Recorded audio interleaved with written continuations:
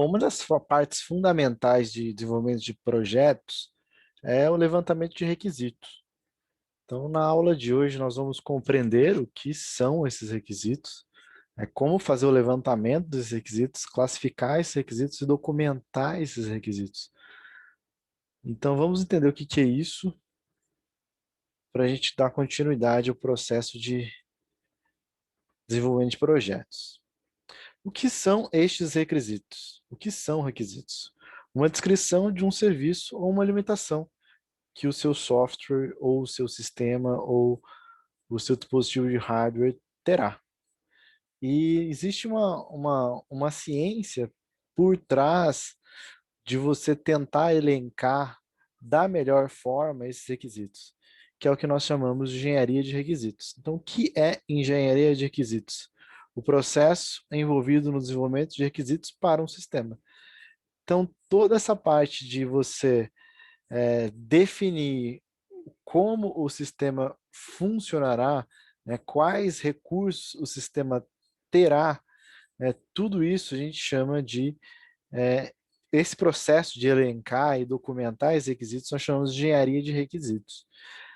Não é uma etapa barata do processo de desenvolvimento de projetos, chega a custar aí até 15% do total do valor do desenvolvimento, que é realmente, e é necessário, é uma parte fundamental do processo de desenvolvimento de sistemas, do processo de desenvolvimento de projetos como um todo.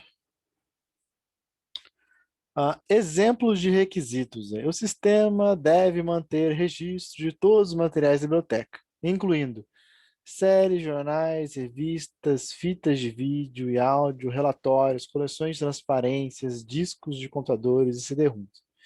Isso seria um requisito. Outro requisito. O sistema deve permitir aos usuários que pesquisem um item através do título e autor. É um requisito. A interface de usuário deve ser implementada usando o navegador web. É um requisito. O sistema deve suportar pelo menos 150 transações por segundo. Também é um requisito, tá? Um requisito bem pesado, até 150 transações por segundo são muitas transações. Se você pensar por minuto, né, 60 vezes 150, né, são muitas transações. Se você pensar por dia, né, são muitas, vai dar milhares de transações aí. Nós podemos classificar estes requisitos de acordo com algumas características que eles possuem. E aí fica até mais fácil de nós elencarmos esses requisitos, de nós definirmos quais serão esses requisitos.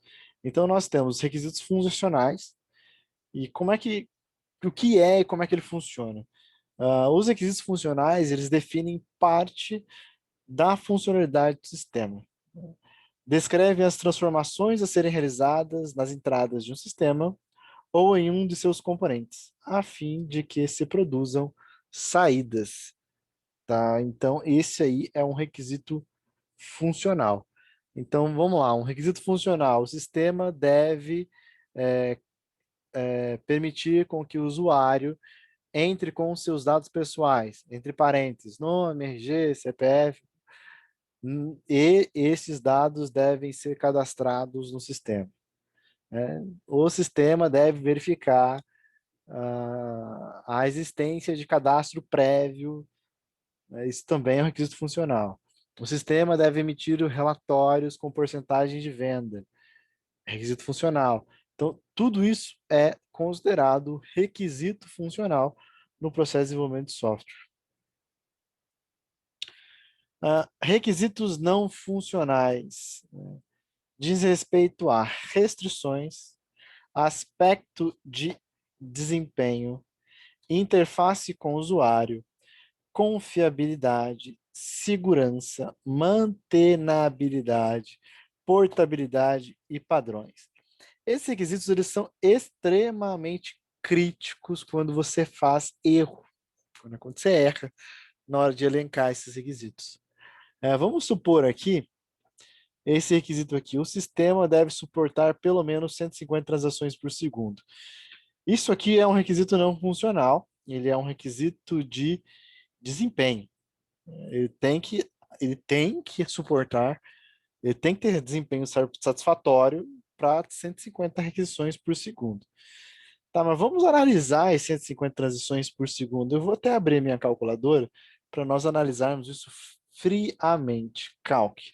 150 transações por segundo, se um minuto tem 60 segundos, vezes 60, são 9.000 transações por minuto, tá?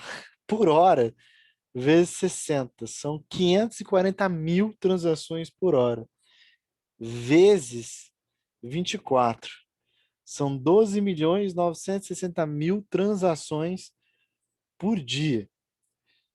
Se você estima isso errado, o que vai implicar no seu sistema? Vai implicar em muitas coisas. Vai implicar na escolha da linguagem de programação, na escolha do SGDB, vai implicar nas configurações do servidor, nas configurações de rede, na largura de banda de rede, e implica em um monte de coisa que deve ser considerada para sua aplicação funcionar e coisas que vão gerar, né, prejuízo financeiro muito grande. Então, esse tipo de requisito é extremamente crítico quando nós falamos de desenvolvimento de sistemas. É porque é difícil corrigir. Você já criou toda uma infraestrutura de hardware para isso.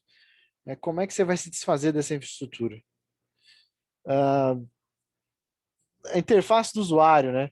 Poxa, era para funcionar no navegador e aí tem que funcionar agora dentro de um videogame, que tem que ser um aplicativo de videogame. Você vai ter que mudar muita coisa, muita coisa. Questões relacionadas à segurança, né, porque também vai implicar em questões de desempenho, dependendo dos métodos de segurança que você for utilizar, né? Se você vai precisar de firewalls, de várias coisas que você tem que pensar em termos de requisito, em termos de transferência de dados, em termos de como seu software vai se comunicar com o servidor, e como seu software vai se comunicar com, com, com arquivos, né? Como que ele vai gravar arquivos, se esses arquivos serão criptografados, como será. Então são coisas que demandam muito tempo dos desenvolvedores.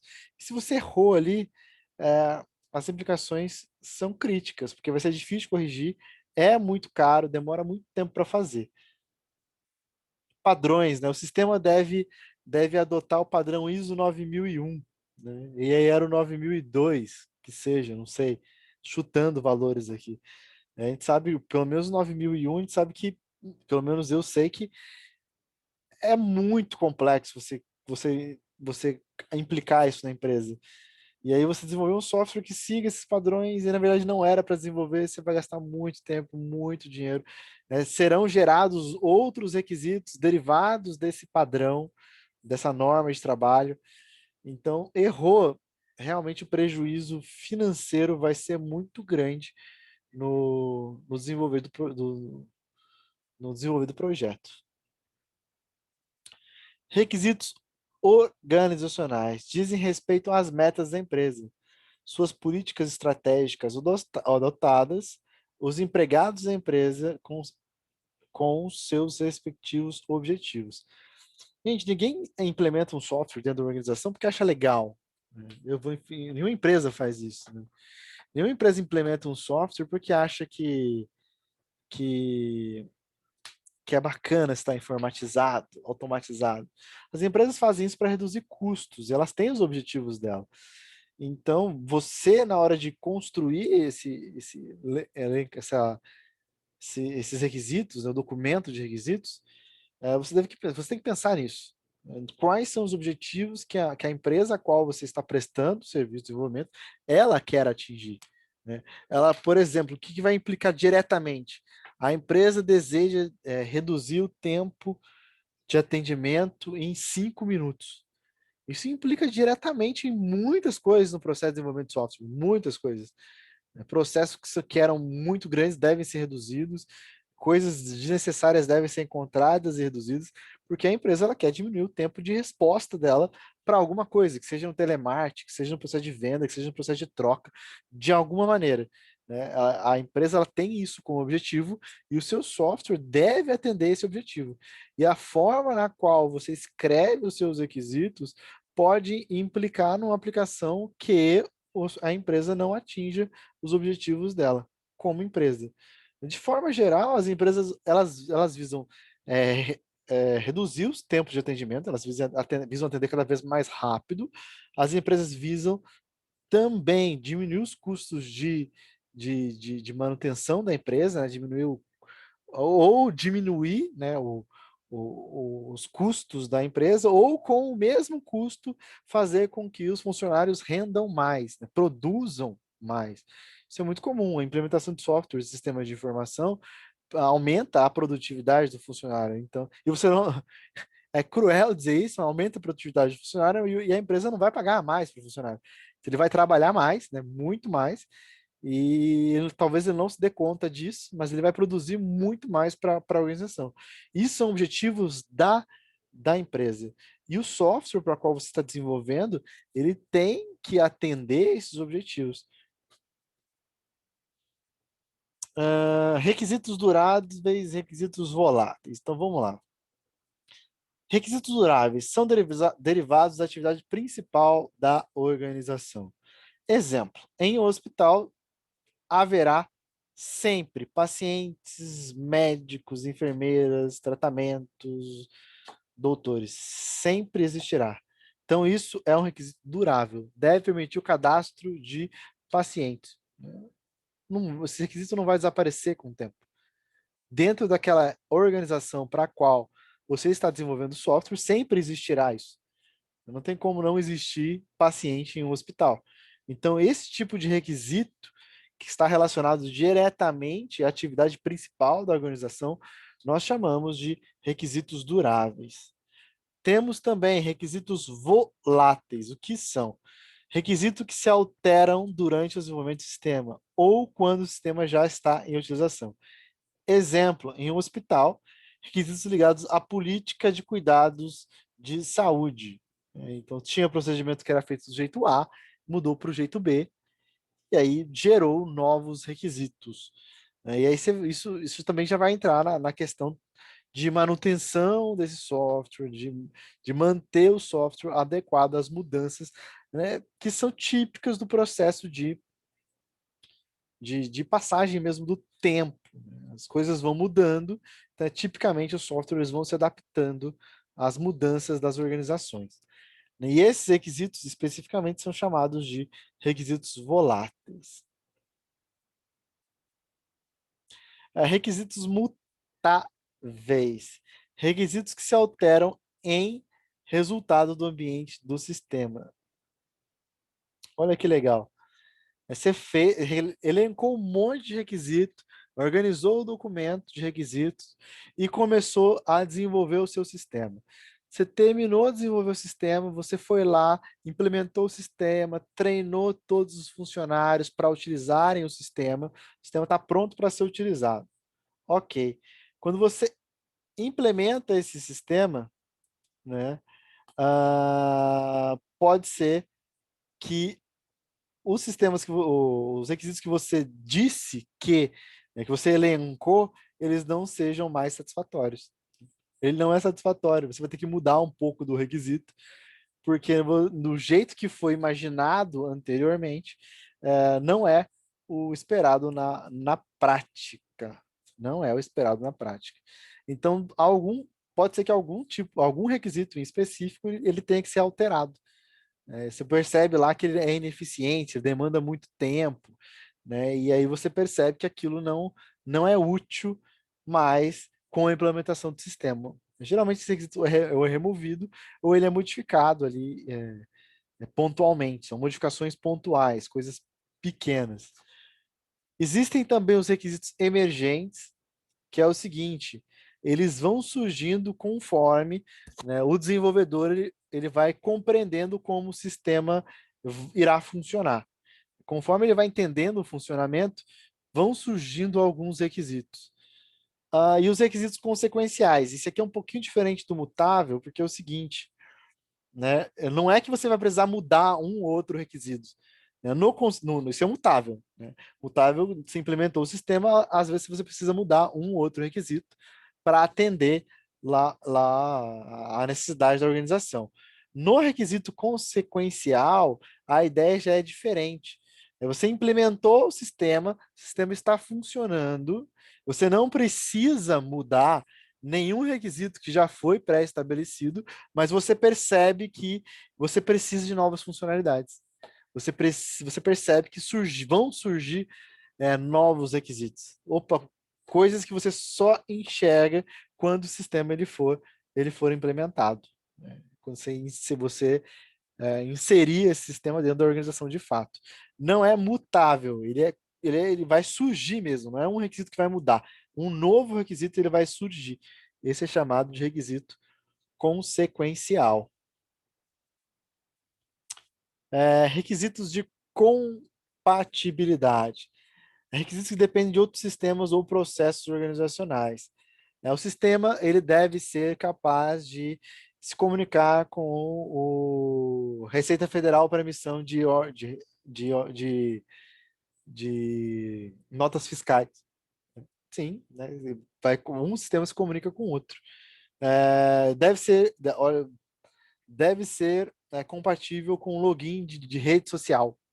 É um requisito de compatibilidade, porque ele vai se integrar com outros sistemas, né, outros programas, dentro da organização ou fora, não precisa ser exclusivamente dentro da organização, da empresa. Tem que funcionar juntamente com. A gente está falando de engenharia da computação, deve ser compatível com sensores, né? Sensores A, B, C e D. Deve ser compatível com equipamentos, né? Equipamento A, B, C e D. Deve fazer leitura de equipamentos. Também pode ser considerado. A importância dos requisitos. Então, a definição dos requisitos do sistema é o primeiro passo para o desenvolvimento de um sistema. Todo o resto do processo de desenvolvimento terá como base os requisitos. Então, a gente não vai construir nada, né, no nosso sistema que não tenha como base um documento de requisitos. Eu chego lá um belo dia no escritório, tenho uma linda e maravilhosa ideia. Vou desenvolver um recurso para o sistema. Sim, bacana, mas esse recurso está no documento de requisitos? Porque se não está no documento de requisitos, como é que você vai garantir que isso é o que o cliente deseja? É o que o cliente quer? É o que o cliente precisa?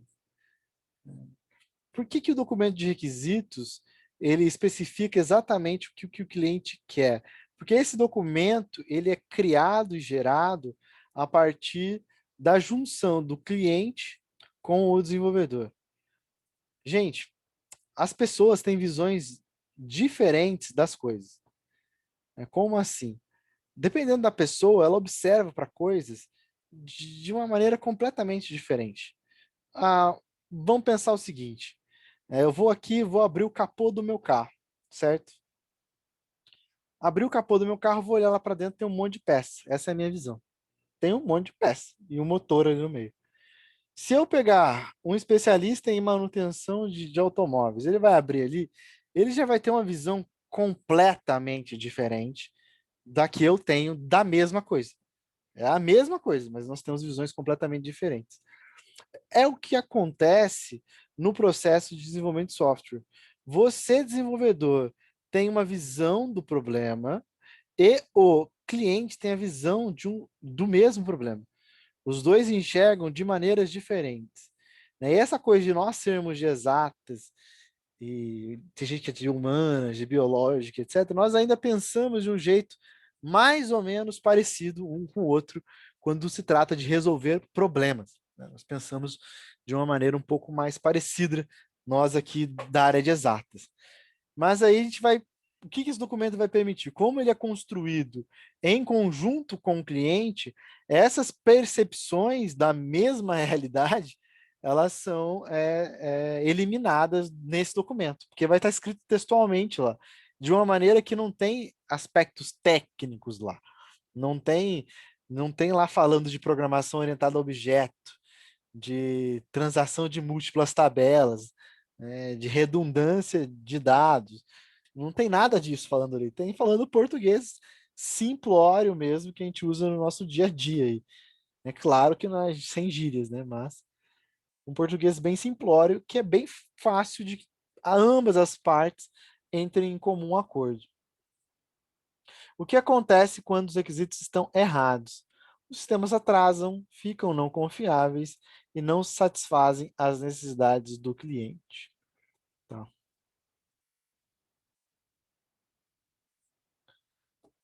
Problemas. Nem sempre os requisitos de sistemas refletiriam as reais necessidades dos clientes do sistema, consistentes ou complexos. Podem vir a existir mal-entendidos entre clientes e profissionais que fazem os requisitos de sistemas. Erros no processo de aquisição dos requisitos de sistema afetam o processo de desenvolvimento. Por isso que esse processo, geralmente, ele é feito com várias entrevistas com o cliente. Você realmente senta com o cliente. Geralmente ele tem alguns processos, não geralmente, mas pode acontecer que ele tem alguns processos que ainda são feitos de forma manual. Então ele te dá lá alguns formulários, algumas coisas dessa natureza, e você vai agregando essas coisas. E, você vai tentando perceber o que o cliente quer, vai escrevendo absolutamente tudo, né? Pode ir desenhando, né, rascunhos ali também, é totalmente válido para que vocês entrem em comum acordo e minimizem estes erros. Não é um único encontro e não é unidirecional. Como assim? Não é o cliente, você não vai sentar com o cliente vai falar tudo o que precisa, você vai anotar tudo isso, aí você vai para o escritório e vai desenvolver uma aplicação. Não é assim. Você senta com o cliente, você anota o que ele precisa, escreve o documento, manda o documento para o cliente, de preferência, na sequência, marcam uma reunião com o cliente para vocês entrarem em acordo, né, das percepções que vocês tiveram da mesma conversa. E aí vocês vão ajustando estas arestas, né? O que ficou mal entendido, que gerou dupla interpretação e assim por diante. É dessa maneira que funciona o processo de levantamento de requisitos. Alguém já trabalhou com isso, ou na empresa que trabalha faz isso?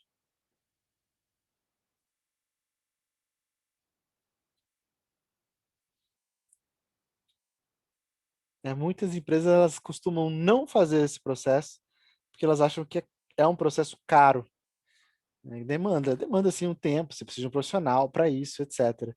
Mas é um processo que garante aí que você vai ter uma execução bem dada do processo de desenvolvimento do projeto. Documento de requisitos. É uma descrição formal dos requisitos do usuário, tá? Usado para comunicar os requisitos aos clientes, engenheiros, gerentes. Então, toda a equipe de desenvolvimento tem acesso a esse documento e o cliente também tem acesso a esse documento. O documento de requisitos descreve o que ele faz, os serviços e funções que o sistema deve prover, as limitações sobre as quais o sistema deve operar, definições de outros sistemas com o qual o sistema deve integrar. A gente parece bobeira, né? As limitações que o sistema deve operar. Sim, você tem que descrever as limitações, tá? O sistema vai trabalhar com processamento de imagem HD, né? E aí, de repente, o cliente está usando imagem em 8K. Isso vai gerar, né, se você não definiu isso antes, né? E imaginou que era Full HD e o cliente vai trabalhar com 8K, se for para processar a imagem, você vai ter que quebrar essa imagem em várias partes, dividir em vários processadores. Dependendo do tipo de processamento, isso pode demorar minutos e tempo para processar. E isso vai implicar, né, em outros requisitos, em outros requisitos aí, mas dentro do processo de desenvolvimento, requisito de software, requisito de arquitetura, de sistemas. A gente não vai entrar muito a fundo disso, porque já é a parte mais voltada para engenharia de software, Mas isso, se você erra ou você não descreve isso, isso vai implicar diretamente em como seu sistema vai funcionar. A definição de outros sistemas no qual o sistema deve integrar, se existir, descrição sobre o hardware no qual o sistema deverá executar. Né? Como assim? Qual que é o equipamento que ele vai funcionar? Né? É um computador? É um servidor? Qual é o equipamento? Né? Configuração? Qual que é o hardware que vai ser utilizado? O que mais esse documento de requisitos? É uma boa conduta possuir um capítulo introdutório. O que é isso? Que provê um resumo do sistema, necessidades de negócios suportadas, um glossário que explica as terminologias usadas. A gente vai tentar fugir o máximo possível das nomenclaturas, tá? Mas às vezes é necessário. Por exemplo, né, HTTP, né, é um negócio que a gente fala muito, né? Principalmente sistemas que são web. Então, HTTP é uma palavrinha que pode vir a estar presente aí. Muitas vezes o cliente não sabe o que é, então a gente tem um glossário aí, que é como se fosse um dicionário, que explica o que cada termo significa. Principalmente esses técnicos. A gente tenta fugir, mas às vezes não é possível. Quem que utiliza esse documento? Todos os profissionais envolvidos e todas as pessoas envolvidas no processo de desenvolvimento de software. Então vamos lá, vamos elencar essas pessoas, né? Os clientes, né? Que serão os usuários do sistema, as pessoas que irão de fato utilizar esse sistema. O que esses clientes fazem? Né? Eles vão especificar os requisitos e os leem para checar se eles satisfazem suas necessidades. Gerente de projeto, né? Planeja o processo de desenvolvimento do sistema, vai participar também.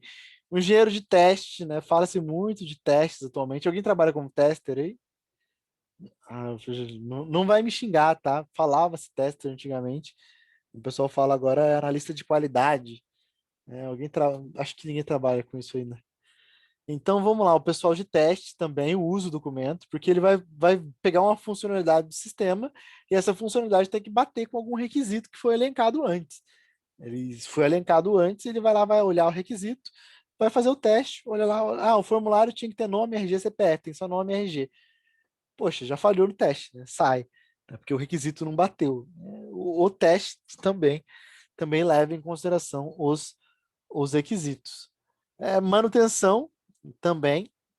Deu algum problema, alguma funcionalidade não está de acordo, ele vai observar os documentos de requisitos para entender o que aquilo deveria fazer e vai analisar o que é que está sendo feito. Não existe um padrão muito bem específico para você construir um documento de requisitos, tá? Isso não existe. E existe o padrão da I3E, que é o 830 de 93, mas esse padrão a gente chama de padrão aberto. O que isso significa? Que você não precisa seguir fielmente isso, é como se fosse apenas um guia. Então, nesse padrão, há apenas uma especificação geral, né, um contexto geral para você construir um documento de requisitos. Por que é geral, né? Porque isso o documento em si, ele vai se adequar à necessidade da empresa e do cliente. Então, por exemplo, um documento para um software aeronáutico é completamente diferente de um documento para um site de um açougue, né? A gente tem que pesar as coisas. Os documentos de um site para um açougue, obviamente, é muito mais simples do que você construir um software que vai rodar embarcado dentro da aeronave, por exemplo. Então, isso deve ser ponderado no processo de escrita do documento. De forma geral, as empresas elas criam seus próprios padrões, mas todos eles têm a base, esse I3E aí, 830 de 93. É possível encontrar pequenas diferenças na elaboração deste documento de uma empresa para outra, né? Claro, obviamente que pela necessidade e pela complexidade do software que será desenvolvido. Geralmente não tem mesmo, não. E aí é um perrengue danado quando não se faz o documento disso, né? Porque aí, putz, às vezes não é o que o cliente quer, você perde horas de trabalho, etc. Com essas metodologias ágeis, ficou até um menos pior, né? Porque se o cliente não gostou, ele já vai ver o resultado logo de cara. Mas mesmo assim é perca é perda de dinheiro, é perda de tempo e etc. Né? Então, você ter uma boa visão do sistema como um todo antes de desenvolver ele, até para metodologias ágeis, faz sentido. É ágil porque você vai entregar resultados de forma constante e rápida para o usuário ver e validar. Né? Ah, validou, tá ok, validou, tá ok, validou, tá ok. E aí, é metodologias ágeis, isso.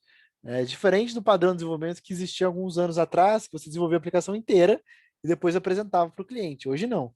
Hoje é construído e apresentado, uma parte é construída e apresentada. Então, pequenas partes já são construídas e apresentadas e às vezes já entram até em operação, já entra para funcionar.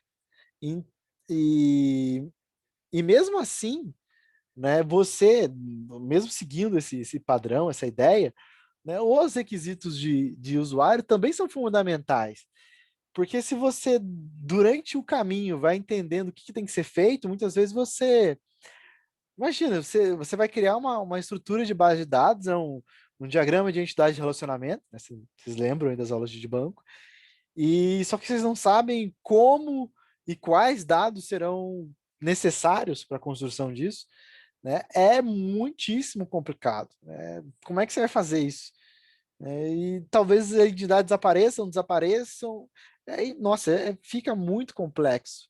E essas entidades, muitas delas vão gerar tabelas, às vezes mais do que. Os relacionamentos podem gerar outras tabelas, a gente viu isso também, né? Geram outras tabelas. Fica muito complicado. Né? Então, até mesmo em metodologias ágeis, é interessante que nós, pelo menos, documentos de requisitos. Né? Porque a gente vai ter até esse documento como base para criar o nosso GDB, SGDB, né? Para a gente criar lá o diagrama de entidade de relacionamento, depois criar um modelo físico da base de dados. Então, não criar ele, né? O cliente precisa disso. E aí você vai criando parte por parte, e depois como é que você faz com essa base de dados? Meu amigo, como é que você junta tudo isso? Como é que você elenca as entidades lá, os relacionamentos? É um negócio que fica muitíssimo complexo. E aí, para ficar consertando e remendando isso, é dinheiro, é grana. É aqueles 15% que você não quis economizar, você vai perder agora em horas de desenvolvimento. Você vai perder aí mais do que 15%. Vamos lá, o que esse I3 é? Ele define para nós aí nesse padrão aberto. É o 830.93 aqui. Propósito do documento, escopo do produto, definições, abreviações e acrônimos, referência, visão geral do restante do documento, perspectiva do produto, funções do produto, características do produto, restrições gerais, suposições e dependências. Né? A não aquisição de um ponto eletrônico fará que o sistema não tenha seu total desempenho. Então a gente percebe aqui, né, que é uma suposição. Você precisa de um equipamento para o sistema funcionar bem. Se não tem equipamento, vai ficar difícil. Né? A não aquisição de impressora fiscal, né, se for o caso, de uma impressora térmica, de internet. Né? Você coloca todas as suposições aqui. Vamos lá. Parte principal do documento de requisitos escreve funções de desempenho e desempenho do sistema. Especifica requisitos de banco de dados, restrições de projeto, propriedades emergentes do sistema, características de qualidade. Deve atender 99% das requisições, por exemplo. Apêndice e índice. Lembrete importante, o documento geral deve ser adaptado às necessidades de uma organização em particular. Bom, essa é a parte teórica que nós elencamos aqui, né, que nós definimos, eu apresentei para vocês, sobre as etapas iniciais do processo de desenvolvimento de software. Né? Então, a principal etapa é saber o que você tem que desenvolver. E para você saber o que deve ser desenvolvido, nós trabalhamos com a ideia do documento de requisitos. Tá? Ele é bem presente nisso.